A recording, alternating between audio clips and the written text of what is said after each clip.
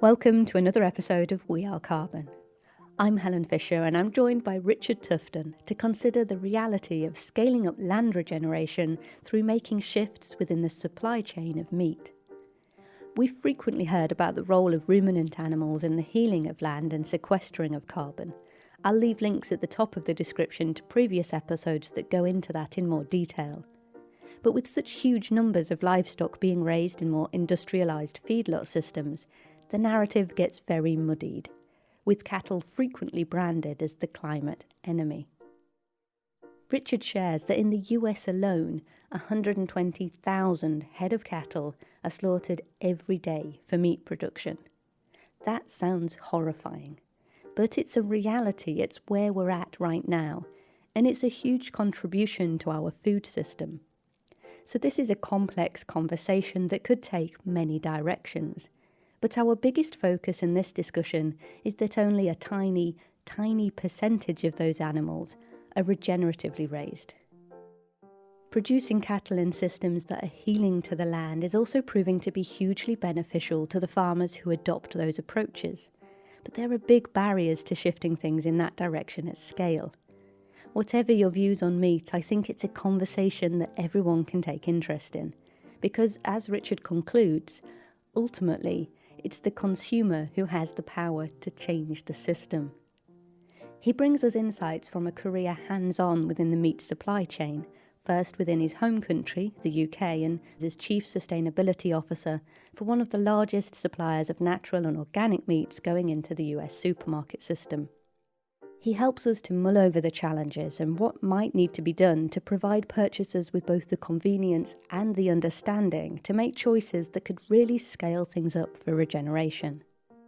The most available path might be for each of us to take an interest and build our knowledge. So Richard shares some great additional resources for you to take a look at after you've listened. You'll find the links in the description. Right, let's get stuck in. Hi, Richard. Hey, good morning. Thank you for joining us. I really appreciate that you're going to spend the time talking about essentially the meat industry and the supply chain within that today. Fantastic topic. And I wonder if you could start us off with just a quick introduction to yourself and maybe a bit of background into the work that sort of led you into this area.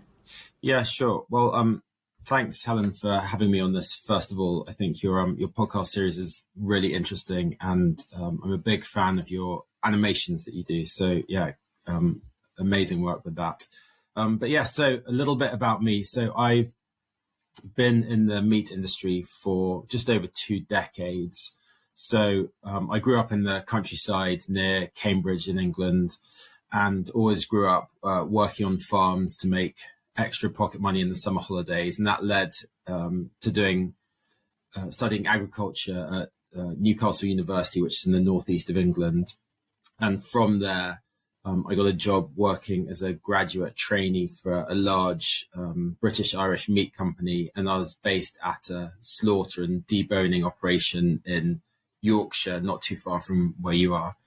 And that gave me the opportunity to learn the whole process from how the animal is grown, but then also how is it slaughtered, how is it dry aged, where do all the parts and pieces come from? How does all that work? And then how do you supply that into the supermarket network?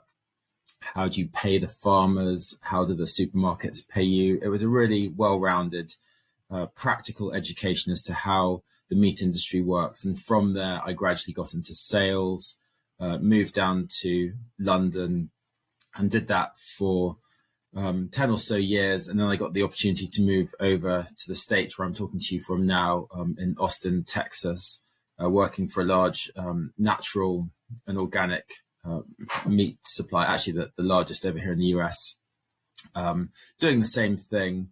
And my current role is Chief Sustainability Officer. So I'm trying to figure out ways that we can better raise meat for the future of the planet and for better health for the humans eating it and for the best animal welfare possible.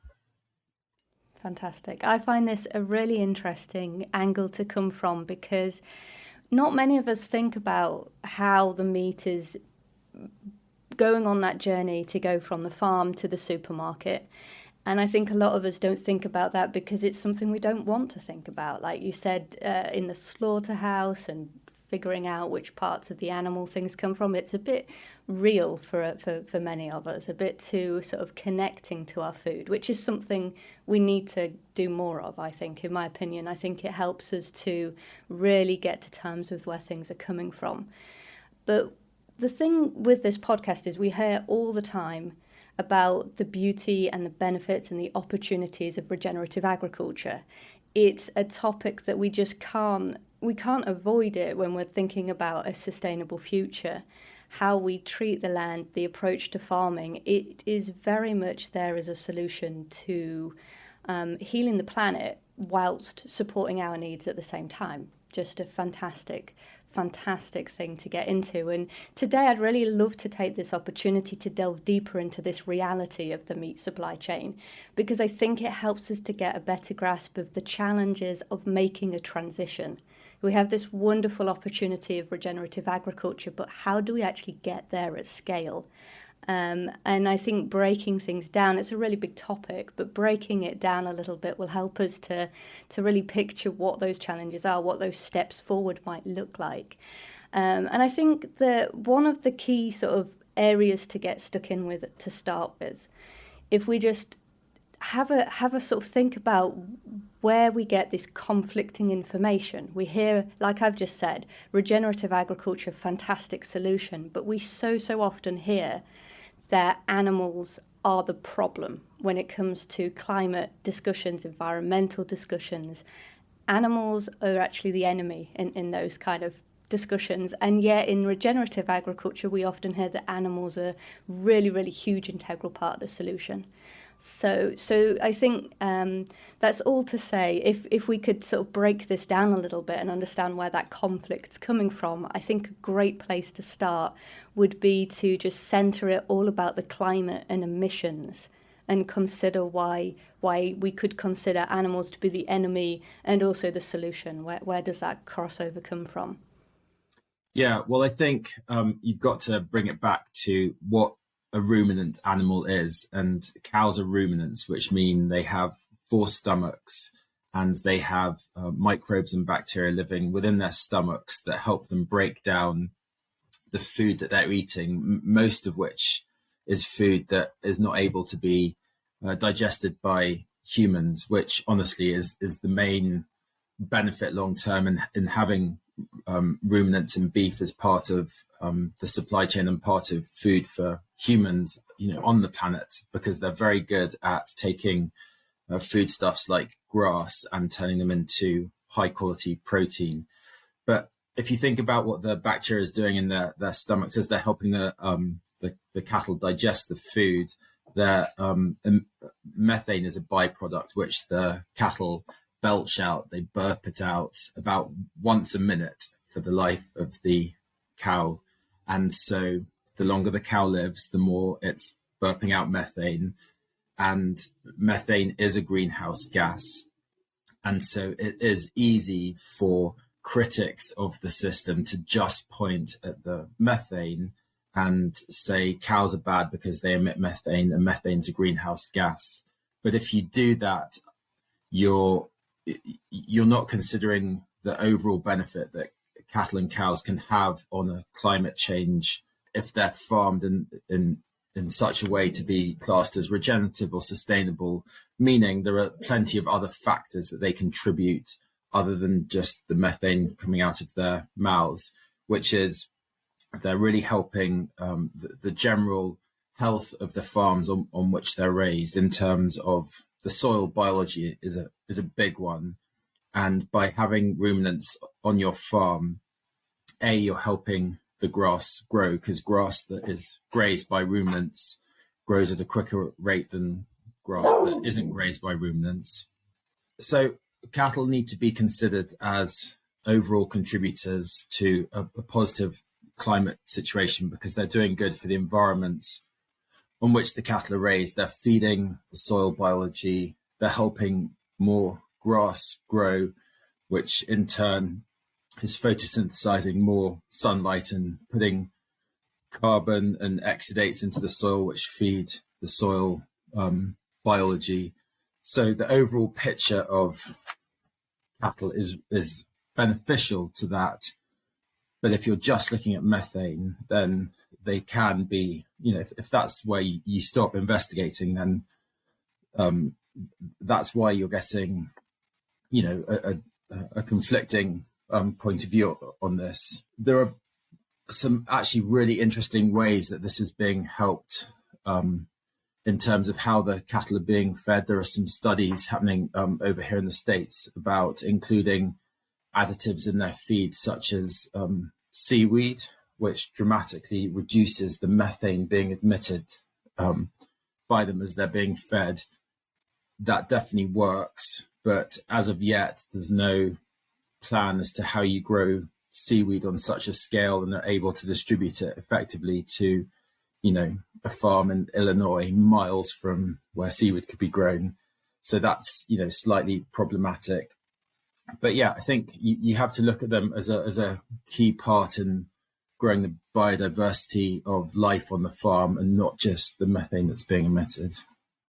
That's fantastic. So in terms of the animal being a ruminant, this all comes down to the microbiology in its digestive system and then how that essentially is breaking down the grass. And I suppose that then, as you've touched upon, the different foods that animal eats, it's impacting what that microbiology is outputting or what's active and how the balance is. But overall, when we talk about regenerative agriculture, we are really wanting to nurture that soil life, and the ruminant animal can be a huge benefit towards that.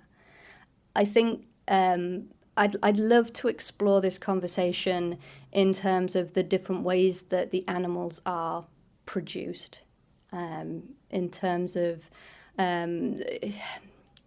there are such vast ways that they kind of contrast how you can produce an animal to produce food. And I think one of the huge topics within this, I suppose it's a lot of noise. In my opinion, there's a lot of noise that gets in the way of productive conversation around regenerative agriculture and food, particularly meat, because it comes down to whether or not we should be eating meat. This sort of, is it good for the body? Is it good for the environment? Is it cruel to the animals? And it's a very complex topic. And to be honest, it's not something I want to delve into too deeply here. I think it's a topic for a different conversation. Whether we should eat meat or not, to my sort of best of what I could say in this moment in time, it's a very, very personal decision. It's very nuanced, and it's not something that we can sort of put a right or wrong on. However, what we can look at is those different ways that the animals are produced and how that impacts upon animal welfare. I think that's something that is very important for people to get a grasp of, to help them to make the right decisions for themselves. So when it comes to this, and we look at, perhaps we could call it industrialised meat production versus regenerative meat production, is there a big difference to the animal's experience within those two different ways of producing the meat? Yeah, well, I think especially here in the US, where I'm talking to you from, famously food is produced in quite an industrial way, whatever the food is that you're looking at, because back in the 50s, post-Second World War, the way to get votes and to stay in power at the time was to give jobs to as many people as possible and make food as cheap as possible available for the masses. And so at that time, the system was set up to heavily incentivize the growing of corn, here in the States anyway, and that then got turned into ethanol to help cars go. It got turned into high fructose corn syrup, which has a lot of problematic things associated with it as a foodstuff. But it also got put into the cattle growing system, because we realized that if you fed cattle on grain and corn rather, they grew really quickly, but they also got sick. And so antibiotics became a big part of the food supply chain. Hormones became a big part of the food supply chain. And with that, it definitely raised questions on animal welfare. I'm not saying if it's right or wrong, but it's definitely, it can be problematic to some people and what they believe in.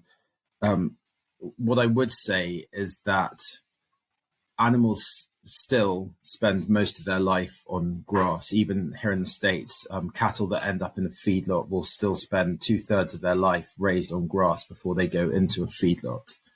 And just to be clear, I think it might be useful to define what a feedlot is. And it's really a confined area where animals are being fed. Now, this might be a beautiful farm in Lincolnshire, near where you're talking to me from, and the farmer might have a barn where he puts the cattle in over the winter and feeds them barley. I mean, that's a feedlot because the gate is shut and the animals are in there eating barley or wheat or something.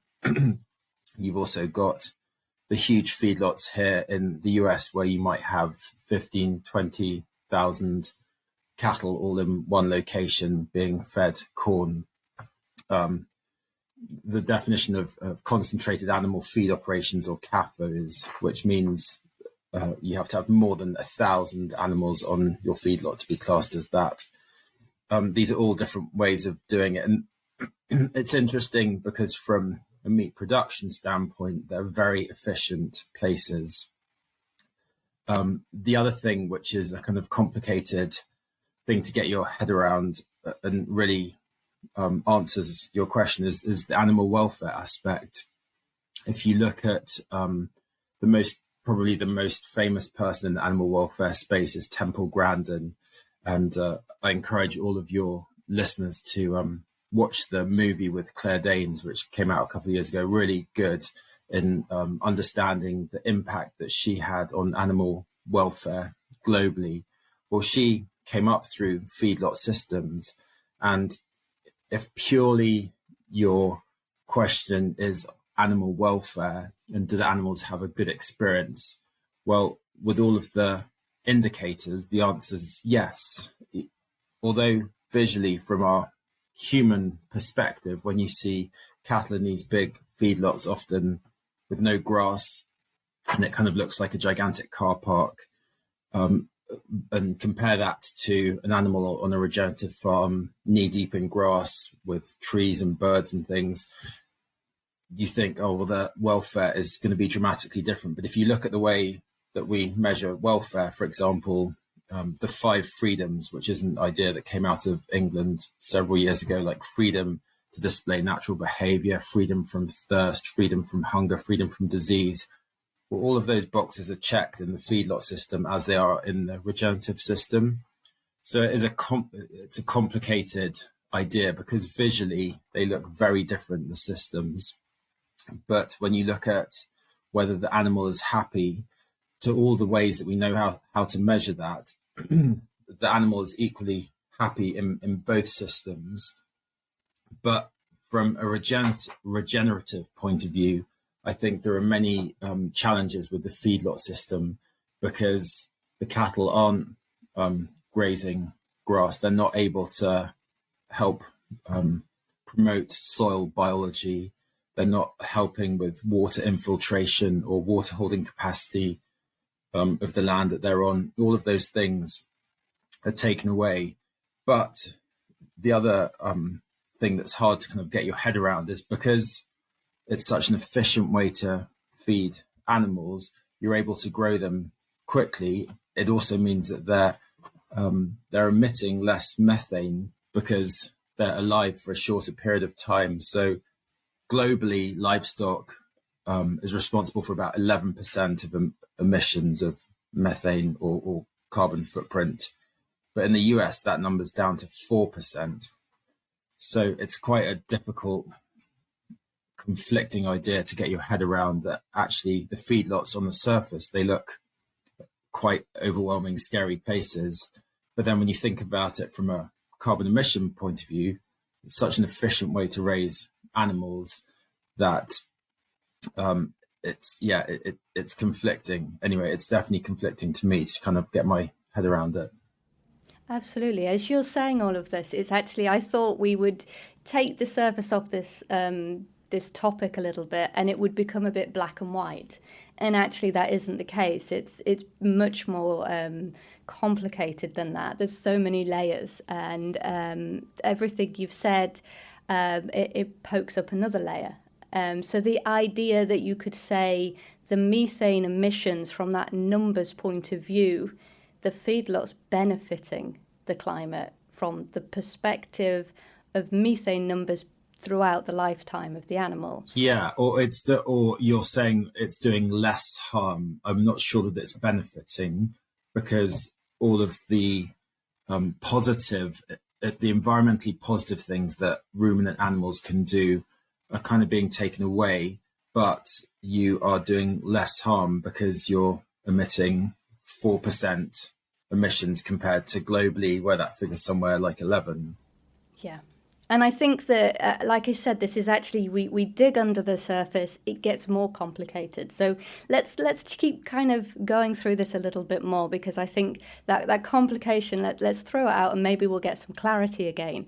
I'm kind of taking a few things that you've said there, and I'm thinking that we can't look at this as simple numbers, because in the regenerative system, when the cow is purely grazing, the methane is surely part of that system then. It's part of the whole system. When that becomes an animal on a car park, essentially, or this industrial massive scale lot, that methane might be a smaller number in terms of there's less days of the animal's life to produce the steak. But what's happening with that methane? It's just going into a big pile, or it's not got the soil, it's not got the microbiology in that soil to be integrated. So I would argue right off the bat that it's a kind of, that those numbers are irrelevant, or they're the wrong numbers to be looking at, perhaps. Yeah, that's right, because you have to look at it as a system as a whole. And going back to my days at university to get my agricultural degree, the essence of farming was relatively simple, that you get out what you put in. So if you want to have high crop yields as an output, then your input has to be fertilizer and herbicides and pesticides. And it was kind of like a chemistry equation. But I think there's more and more evidence to support the fact that agriculture should be seen as a biology system and not a chemistry system. And by feeding this incredible network of all of the fungal and bacterial life that exist under the soil, the more that you can feed that, the much better it is for the farmer whose land it is that you're farming upon. And ruminants are a key part of that. And if you can get that right, and you can use the animals as part of a maybe a multi-species system, or a multi-crop system, you can really show dramatic improvements in your on-farm profitability. But you can also, in this day and age of seemingly constant drought and flooding, especially over here in the States, you can make your farm much more resilient to these extreme environmental effects, which are happening every year. You know, I was reading last week that for every 1% of soil organic matter on your farm per acre, you can hold about 20,000 gallons of water. So if you picture like soil like a sponge holding all that water, but for every 1% of soil organic matter you can grow, you can hold an additional 20,000 gallons of water on that same acre. And so therefore, if farmers become aware of things like that, it becomes more a question of, for example, working on your infiltration. So when the rain falls, making sure that every drop of that rain gets held on your land and not washed into rivers and streams, because you know that for the next month or two, maybe there's not going to be more rain, but you'll also know that that's been absorbed into your soil and is available for the roots of those plants to continue to grow, and the animals that are living on top of the land will continue to feed them, which in turn will help them grow more. You know, it's a whole system that you're trying to support. Yeah, it's so wonderful, that self-feeding system, and then those the sort of round out benefits of the drought resistance and all of that goes hand in hand. It seems, in my mind at least, it seems like the direction that things should be kind of persuaded towards is that should become more of the norm, more of the sort of scaled up. The thing, like I said, the topic, I asked a sort of question expecting a black and white answer about the welfare. That didn't come through, because the answer is it's varied, so varied, and we can't really, like you've described a feedlot, 20,000 cows, or it could be just a handful of cows that are behind a gate or fenced in on a night. That terminology doesn't really give us a black and white. So there's not a particular black and white here. But when we think about this cyclic system and nature being part of that, so the cows are eating the grass, they're eating the food that's right at their feet, and then they're benefiting that soil that's having those additional benefits. When you talk about the feedlot system, and you've mentioned the methane numbers might look great in the feedlot system in one particular viewpoint, but that isn't taking into account that food has actually, for the cows, got to be produced on a site elsewhere, or perhaps on the same farm in some cases, but it's got to be fertilized, it's got to be seeded, it's got to have the pesticides on, and then it's got to be transported and perhaps processed, I'm guessing. So all of that's an additional need, whereas on it's eating the grass on the field, none of that is actually required, or a small amount compared. I think that it's a challenging to get that black and white, but we can put things into different groups and help us to break this down a bit. One thing I'd like to go just one step back on, because it was interesting when you said it, is that the reason that the feedlots in America are so productive and that methane number comes down is because they're fed on corn, and through feeding them corn, they grow faster. So that the animal is growing faster. But is corn ever part of a natural diet to a cow? And how does that impact its digestive system? Yeah, well, it isn't. I mean, corn is a grass. That's the category of crop that it is. So farmers will grow it on their own land to feed to cattle in a natural system, and cows would naturally eat corn, but they would eat the whole plant. So you picture the field of maize that's 7-8 foot high, and they would be eating all of that, and not just the yellow sweet corn that's in the cobs, which ultimately is what the cattle are eating in feedlots. So it's about giving them, you remember I said at the start that they're ruminants, so they have bacteria, microbes within their stomachs. They thrive on roughage. That's what they need. They need cellulose to be able to feed on and break down to give the energy to the cow. That's what a ruminant is. And the challenge with giving them really high energy feed is that it can make them sick. And that's why antibiotics are a big part of the food supply chain, at least here in the States. In the UK, it's different. Antibiotics would just be used therapeutically. So if an animal gets sick, you treat it for the sickness with veterinarian assistance.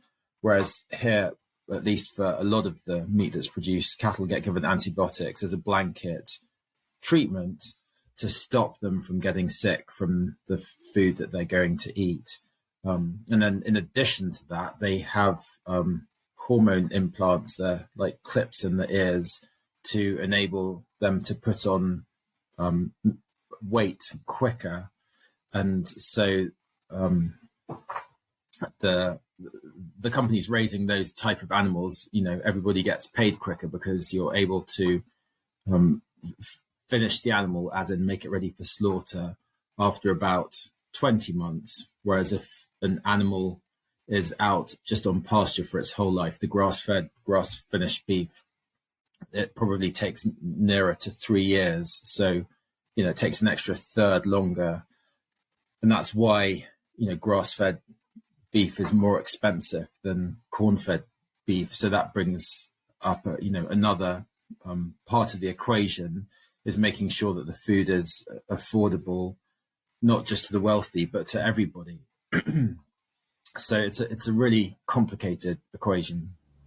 Absolutely. It's something that I suppose we could chew over from all different directions, but I'm finding it really interesting to have these insights. And so when it comes to grass-fed, the sort of underlining expense is that extra time to produce it. That tends to be the key, yeah. Yeah, exactly. Because it takes because it takes about 1/3 extra time to produce grass-fed, grass-finished cattle. You need more land to do that, and just all of the costs associated with the day-to-day running of a farm go into that number. And yeah, it is just more expensive because you're having to spend an extra year or 10 months to get the animal ready for point of slaughter, to make sure that all the farmers are all trying to raise cattle that hit a certain bullseye, whatever that bullseye is, because ultimately they're raising the animals to be eaten and to be picked off the supermarket shelf. So they're all being given targets of how big an animal to raise, because that will affect the size of the ribeye steak that you pick up from the supermarket shelf. And if that ribeye steak is too big, you're not going to pick it up, maybe because it'll be too expensive. And if it's too small, you're not going to pick it up because you'd be worried that it's not going to be enough for your meal. So the whole system is kind of built on ultimately the consumer, and the consumer will dictate what the producer is producing. And so if you can tailor the system to work towards a bullseye that is a regenerative bullseye versus a conventionally raised bullseye, that's ultimately how the system will eventually change. So you as a consumer have the power to make that change by deciding what meat you're buying in the supermarket or which restaurant you're choosing to eat at.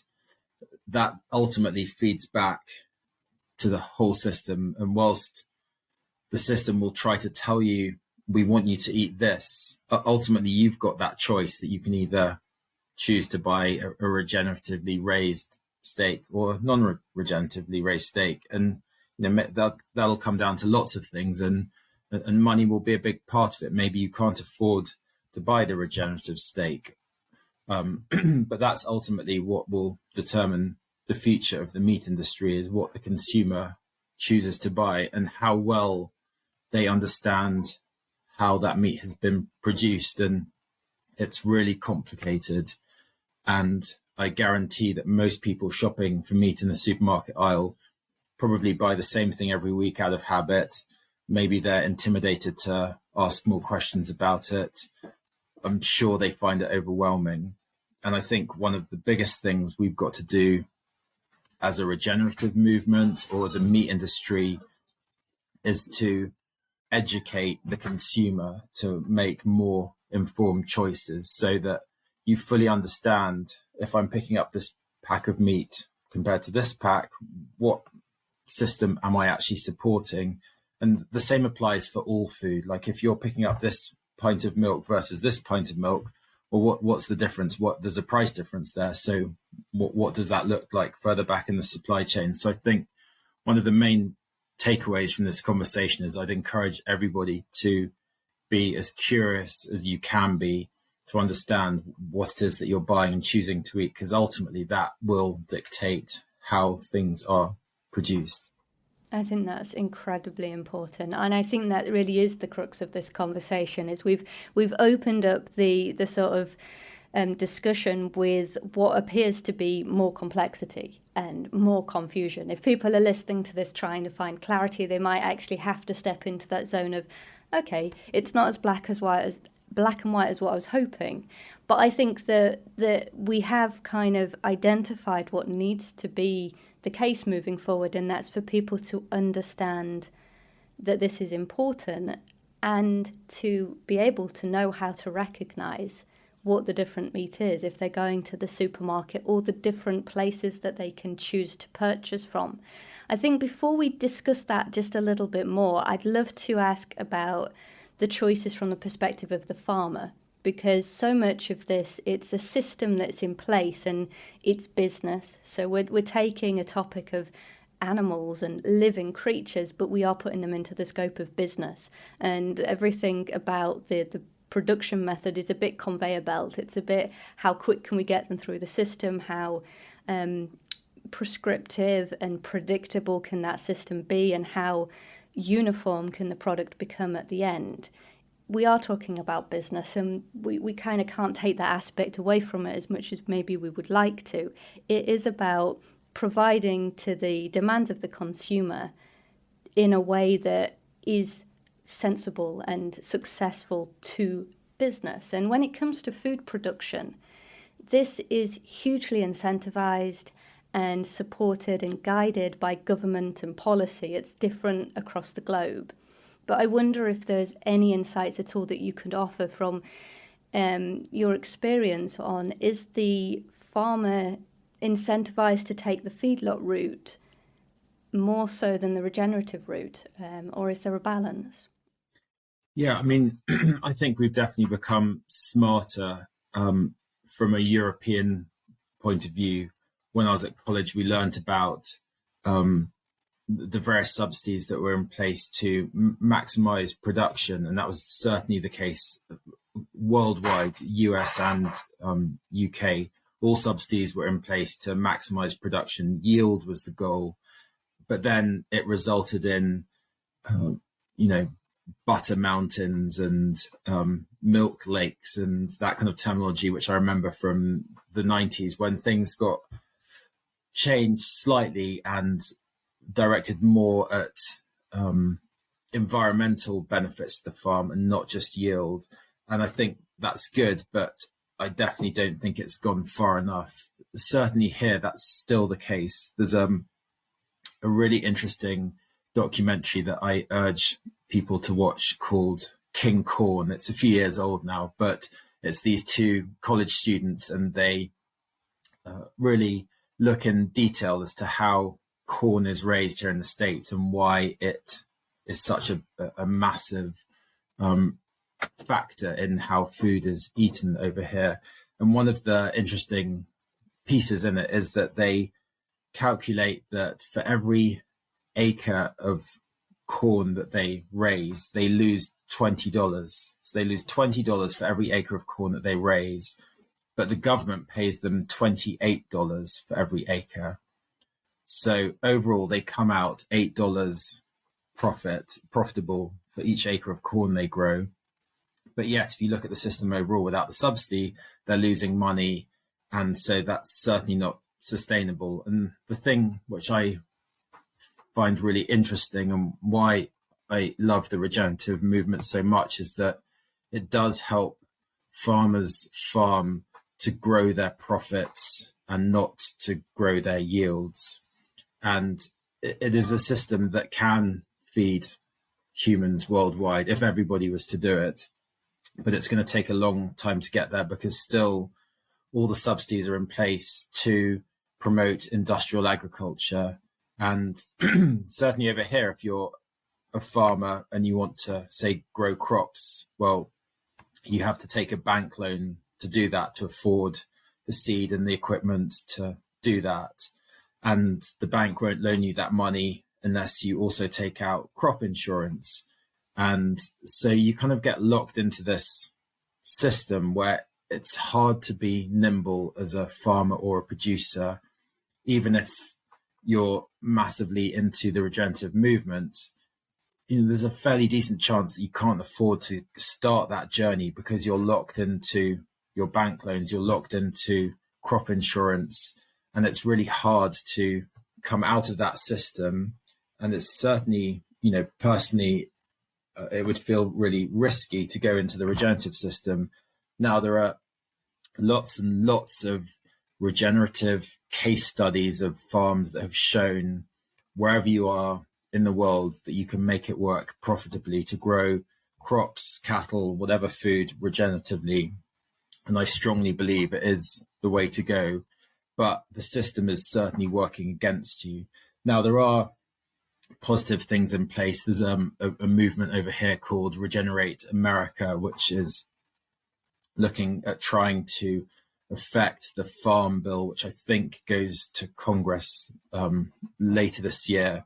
There are people way more knowledgeable about that than me, but you can look that up. And I know that people over here, the guys who made the Kiss the Ground movie, are trying to at least put influence in that to try to further steer subsidies more towards sustainable futures for farmers rather than just maximizing yields.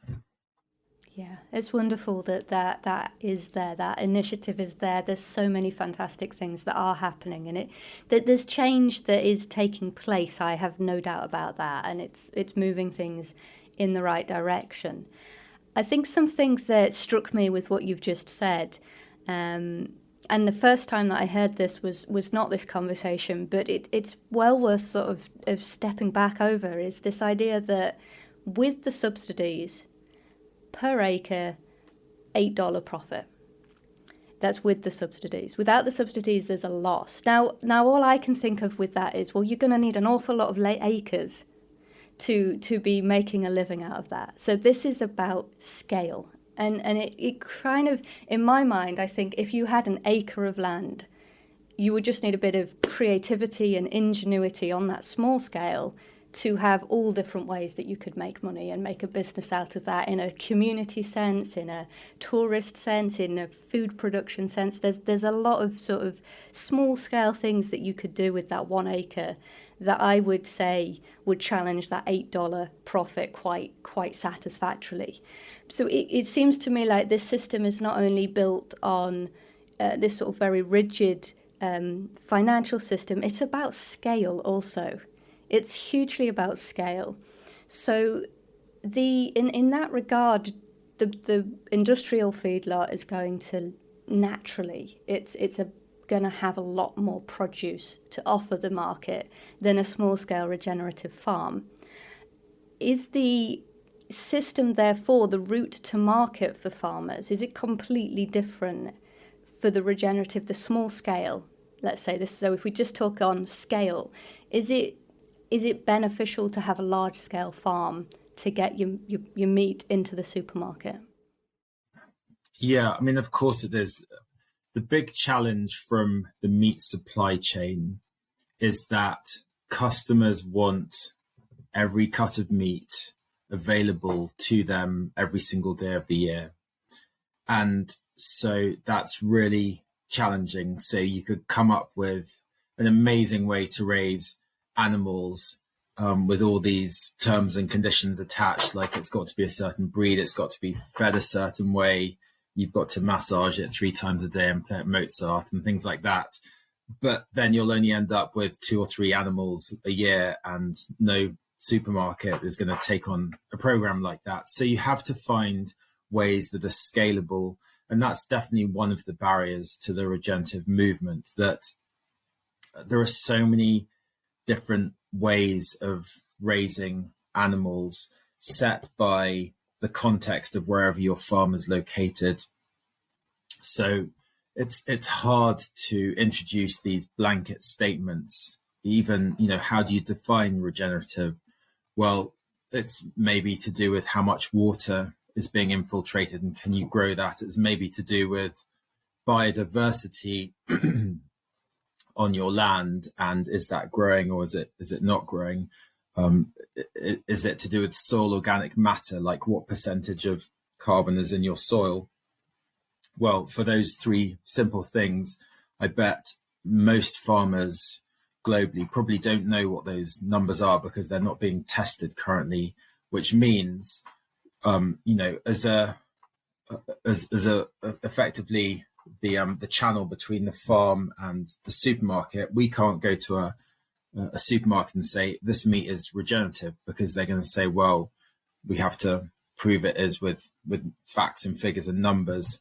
And it's hard to get enough farmers together who are regenerative because not enough of them know if they are or not, because up until now, the only measurement which has been important is yield. How much meat are you producing from your cattle per year, or how much yield, how many bushels of corn are coming from your land per year. That's been the main measurement as companies work out how to put programs together so that you as a consumer can eat the meat or eat the grain or the bread or the milk or whatever it is. And that's that's the biggest barrier. Now, is it harder to be a small farmer and be a part of the system? Yeah, it is, but it's definitely not impossible. I work for a company over here in the States. We're the largest supplier of natural and organic meats into the US supermarket system. And we have farmers who maybe give us 10 head of cattle a year, really small. And they're just as important to us as the guys who are giving us, 100 head of cattle a week. Because I guess my point is it's definitely not impossible. There are companies out there like the one that I work for who can help support that system, but it's definitely harder because you need the economies of scale, tractors, labor, land. It's expensive, and so you have to think about, well, what's your revenue going to be after you've spent money on your tractors and farm equipment and things like that, and the revenue is going to come from your yields and from the number of cattle that you can take from birth to slaughter every year and things like that. And so you want to spread out your fixed costs as wide as you can, and that's why gigantic farms are in inverted commas taking over. Where I'm from in Cambridge, I saw farms going from being, say, 250 acres in size to 1,000 acres in size to 4,000 acres in size, and most of which would probably be farmed by similar kit because it is a more efficient way to farm. And I think we thrive on having that natural diversity of farms, both big and small, and that's what makes the countryside as beautiful as it is today. For that reason, I think it's definitely a risk that we're going to get to a stage where there are only going to be a few farmers left who farm masses of acres. Here in the States, the average age of a farmer is 68 years old. 68 years old is the average age of a farmer. And that, I guess, tells you what you need to know. Like, it's really hard. It's hard work to be profitable as a farmer in the current system. I read last week that farmer debt right now with the current subsidy system grows at about 4% every year. So for every year, the average farmer is in debt 4% more than what they were the previous year. But that's not a sustainable way to do things. So, the system has to change, but that is what it is right now. Yeah, that actually underlines the idea that, because I think that so much of this is in favour of the industrialised system. The way that things are, it's kind of built to support that, and yet what you're describing is a system that's not attracting the next generation, and it's not providing a satisfactory profit for the amount of work that farmers are putting into it. So in many ways, we could say that is also a push towards why we need something new. It's not just thinking about the climate or the animals themselves. It's not really working very well for the farmers, so we do need something new. And fortunately, although we've talked about the challenges a lot today, there are a lot of farms making the transition. There's a lot of farmers making the decision to change the way that they're approaching their land. And I wonder if you've got any insights on what you think might be motivating that for them on a sort of individual level. Yeah, well, I think, remember what I said about subsidies really being geared towards yield only. Well, many modern regenerative techniques and practices are geared towards on-farm profitability, which does not equal yield. So when I referenced farming being a chemical equation, input equals output, well, trying to think of it as more of a kind of biology system, Well, getting those inputs massively reduced.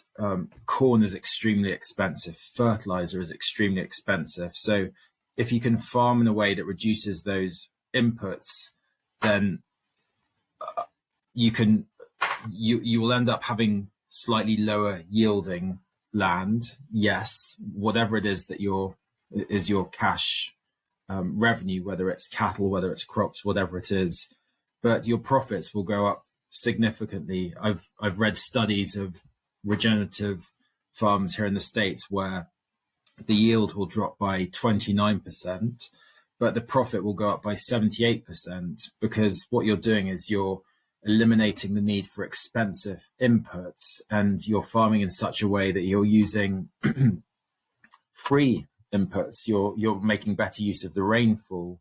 You're making better use of the soil biology. You're making better use of the sunlight that falls on your land and converting it into energy that can grow the grass or grow the crops or whatever the revenue is.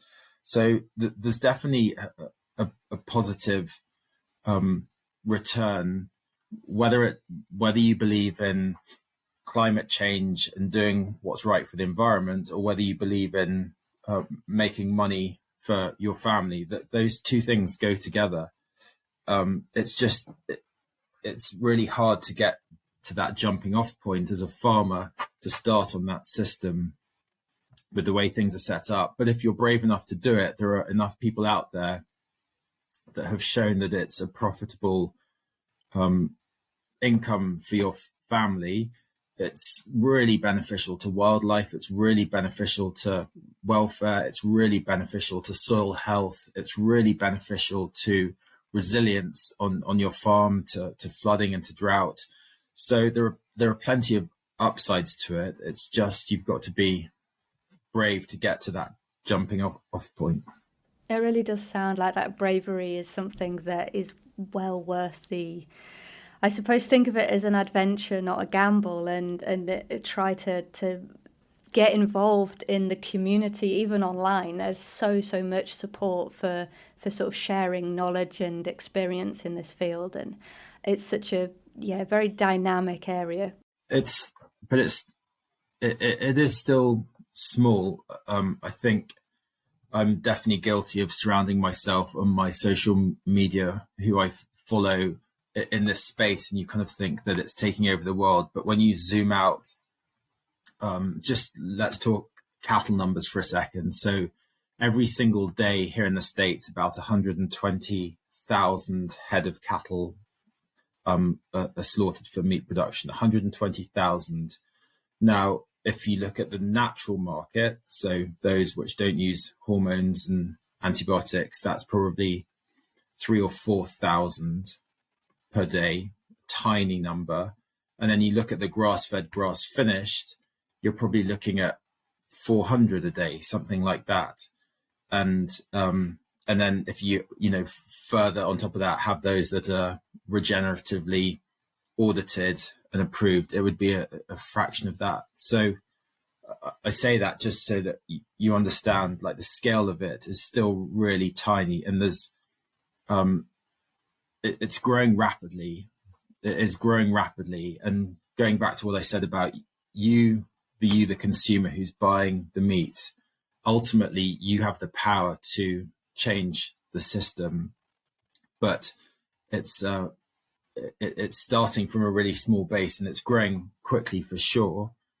And there are some great indicators out there. I mean, the biggest retailer in the world, Walmart, now has grass-fed beef on the shelf, and that is a great indicator that they've recognized that enough of the population are interested in eating beef grown from a system where the animal's just eating grass. Well, that's really interesting. And so that shows that the needle is starting to move.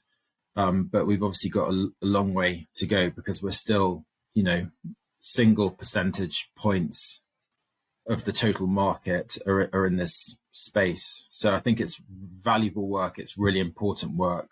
But we also have to understand that we're a really tiny percentage of the total market. And to make a difference, we've got to try and shift the needle further. But many good things are happening to push us in that direction.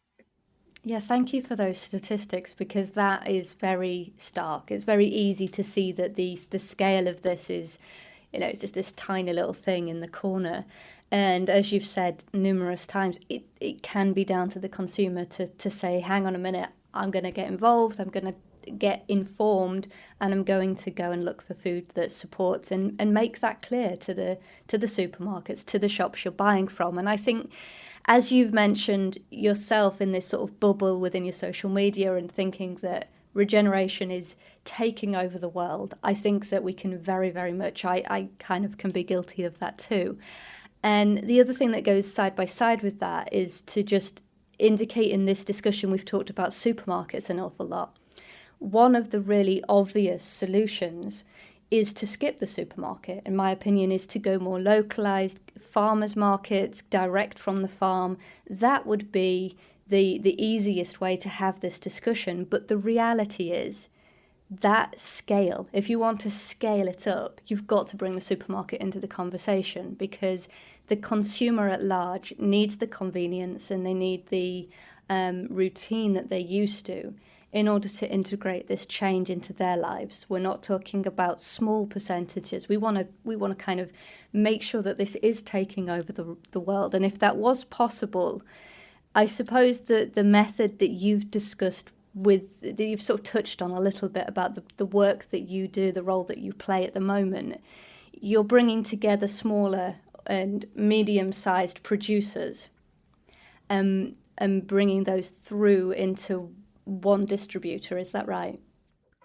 Yeah, that's right. So you need more, you need companies in the middle, like the one that I work for, to aggregate all of the small producers to form an offering, so that, remember, as humans, we want convenience. We want to go to the grocery store 24 hours a day, and when we get there, we want to have the full selection of meat available. And so in order to do that, remember I referenced we work with people who maybe give us 10 head per year. Well, I need lots of people like that, spaced evenly through the year, to enable you as a consumer to go to the supermarket whenever you want to get the products that you want from it. And so it's difficult. It's a challenging system, because often people do want to raise meat in a better way than what it's being raised right now. But the speed bumps in the road are that you have to have something available every week of the year, whether you're a restaurant, whether you're a supermarket, or even if you're, e-commerce doing direct shipping.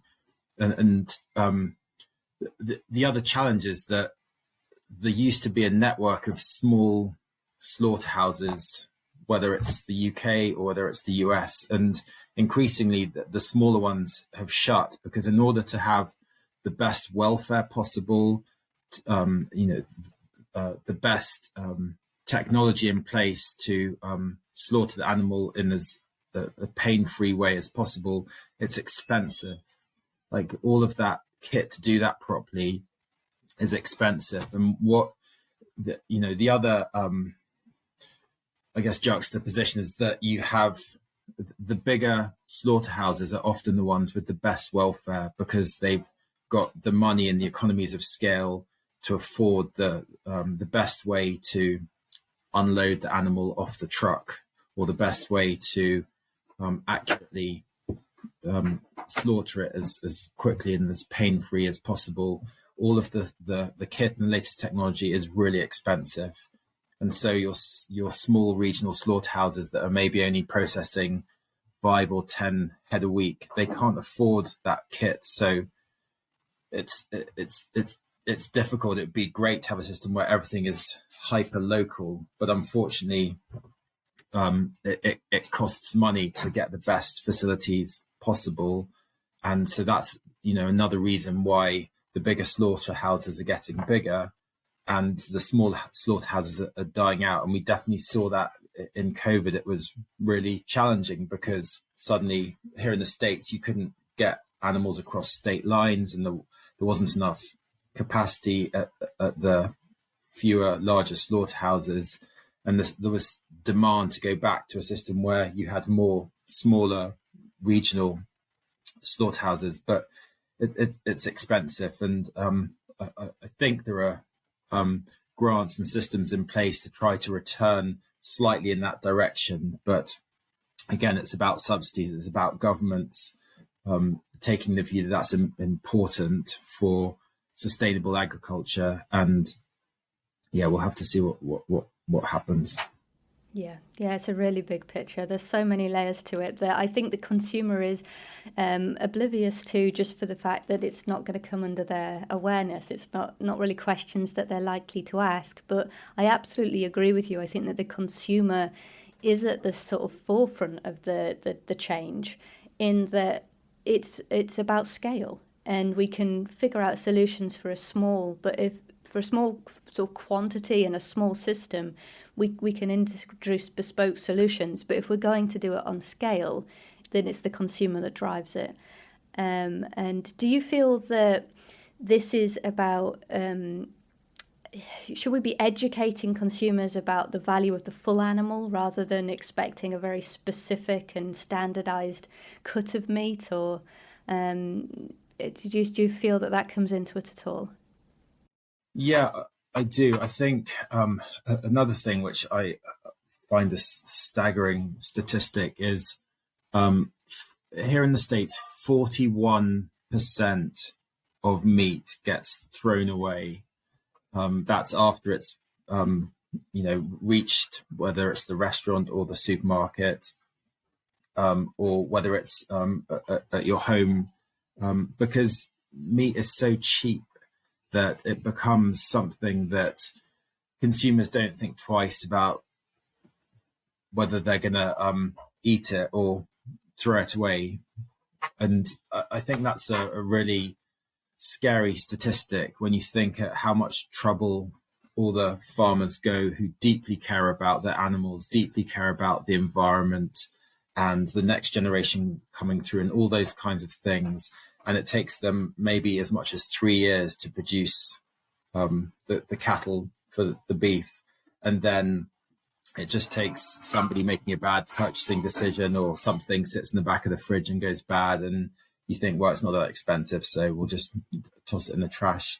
But I think we've got a lot of work to do as a in the way that we think about food, and being more efficient as to how we eat it and enjoy it, and maybe not having meat every single day of the week, but having it less frequently, but paying a little bit more for it to make sure that you're getting meat from the best possible source. And as I said before, just being curious, like really understanding where the meat comes from that you're buying, and perhaps questioning if meat is really cheap. Why is it cheap, and is that a system that I'm comfortable supporting?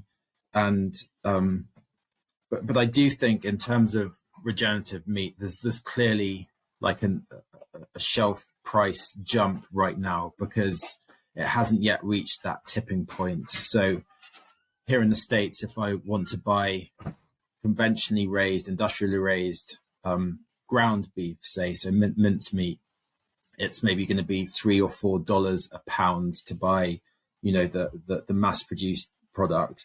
Well, if I want grass fed, I'm maybe going to be paying $6 a pound, something like that. And if I want organic grass fed, it's maybe going to be $8 a pound. And if I want regenerative, it's probably going to be about $12 a pound. Something like that is going to be around about what the market is right now. So it's maybe 4 times more expensive to buy regeneratively raised ground minced beef on the shelf compared to conventional. So you've got to be kind of committed and really understand it and believe in it to buy it right now as a consumer. But I kind of liken it to the electric cars, right? When the first electric cars, the first Teslas came out in California, only a handful of people had them. They were really expensive, and you probably had to be a firm believer in the electric car movement to buy one. But at some point, it reached a tipping point of scale where they could produce enough using whatever kit is needed to produce a car, that the cost per car got to a level where suddenly it became commercially viable as a buyer of a car. Instead of buying a petrol gas car, it became cheaper as a consumer to buy an electric car, because suddenly you didn't have the gas costs and you only had to service it once a year instead of once every few weeks, or whatever it is.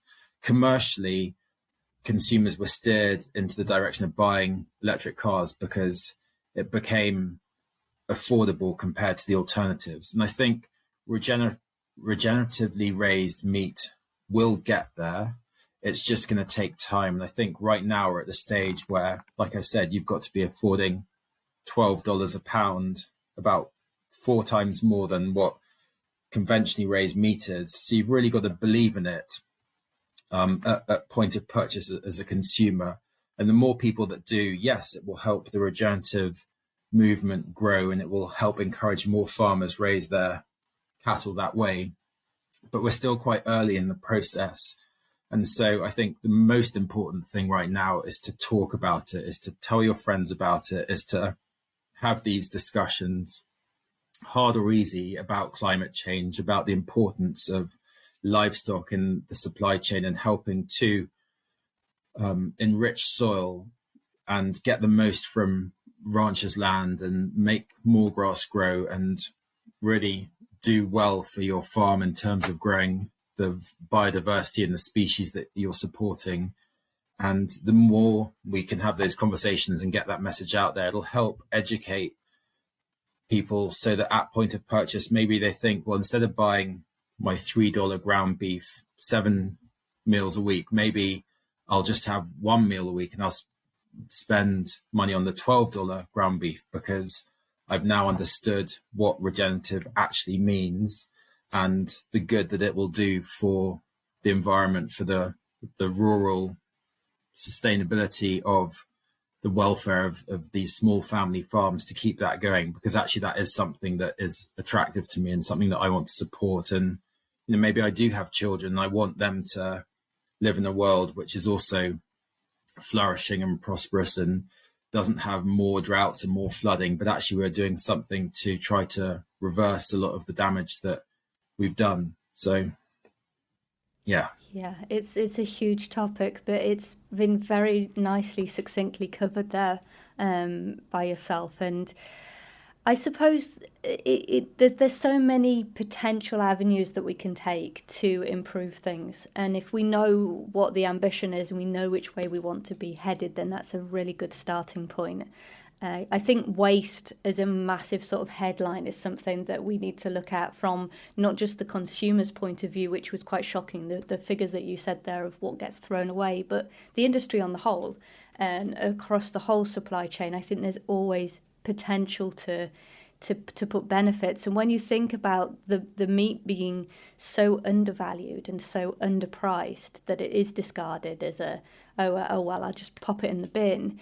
You wouldn't do that if you was valuing it to pay those higher prices. So maybe we're just looking at the wrong figures. Maybe the aspiration isn't that. And then that comes into a whole other discussion, because it's difficult. People are at a different position, whether they can afford to throw food away, whether they can afford to pay a little bit more. But on the whole, there's huge potential for learning and for improving things. And another discussion, maybe for another day, it sort of strikes me that something that is desperately needed is greater clarity in how we communicate. Like, you are in the supermarket looking at that product. How do you know? I mean, we've just had this conversation about how many different terminologies there are and what falls under those terminologies. It's difficult to know at that point of purchase what you're supporting. And I think the idea of a middleman that is doing the work for you and helping identify, yes, these are fantastically produced farms. They know the farmer directly. They put that brand, and you can go to them. I think that's a really good kind of option.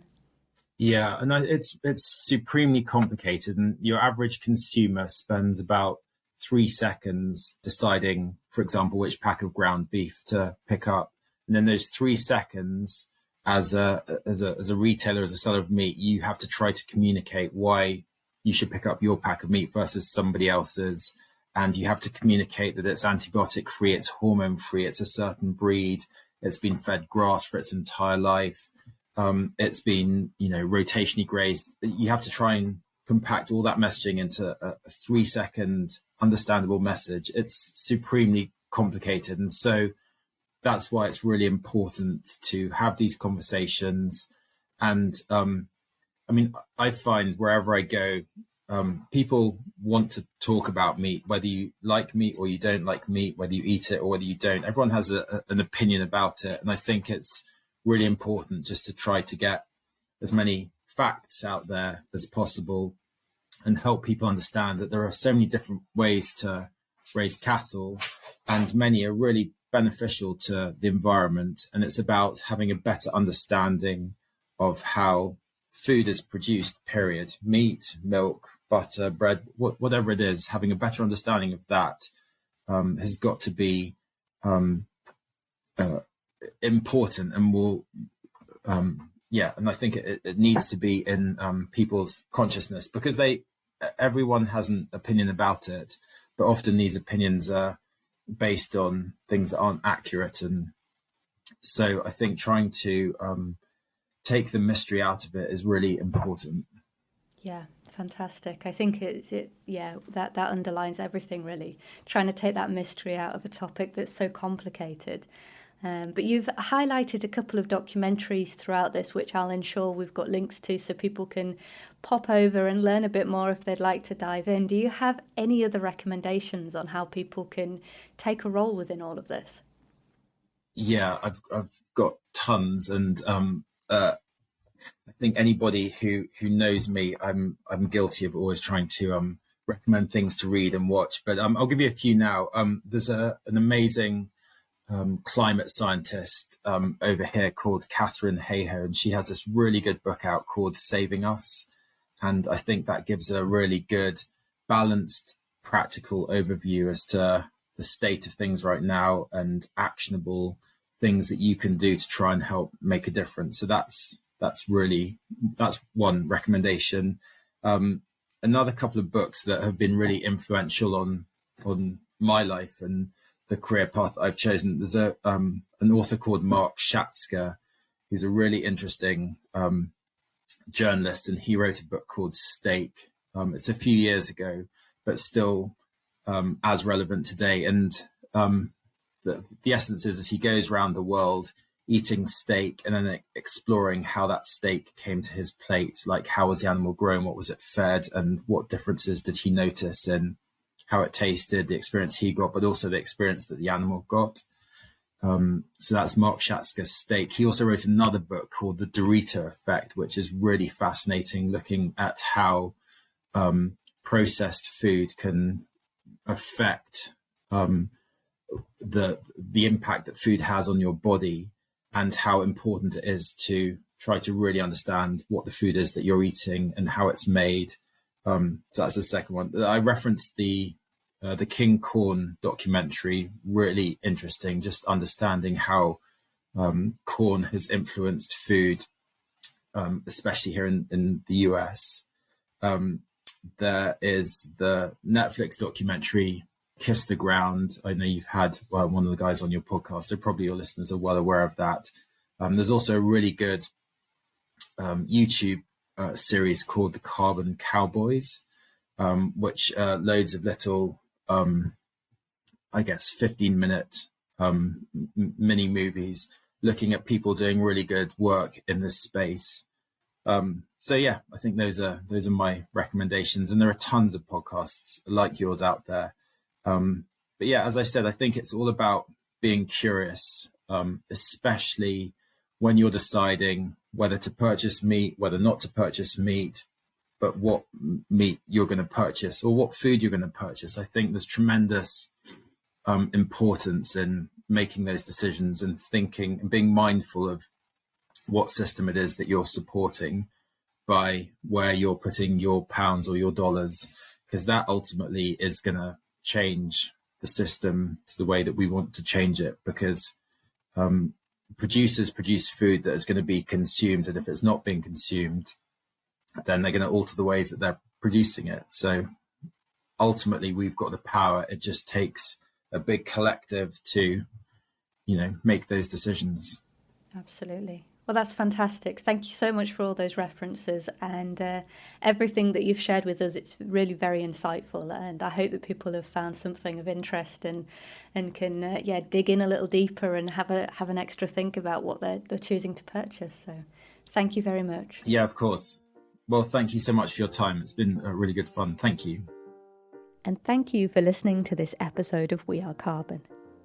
New episodes are added every other Tuesday, so don't forget to subscribe to keep up to date. It's a huge help to the show if you'd like to add a thumbs up or a review on whichever platform you're listening on. And let's keep figuring this all out together.